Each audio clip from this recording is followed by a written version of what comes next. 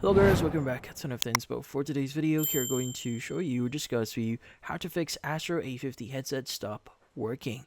So, if your Astro A50 suddenly stop working, there's no like, and you can't update it, well, there are a few things that you may want to do. So, first thing that you may want to do here is you may want to perform a hard reset.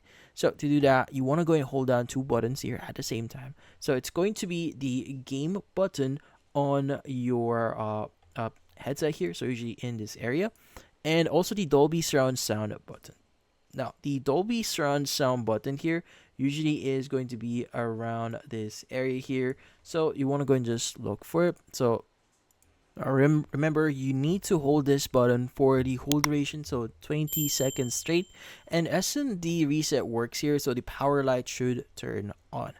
So yeah, so that's about it. So this issue might happen again. So if it does, just repeat the reset process here. So firmware updates or charging won't work if the headset is stuck like this. So the reset is something really important here. Now, if this doesn't work for you, most likely the issue itself might be a hardware thing. So especially if you just recently bought it, you may be get other options out there like getting replacement, especially if you just recently bought it.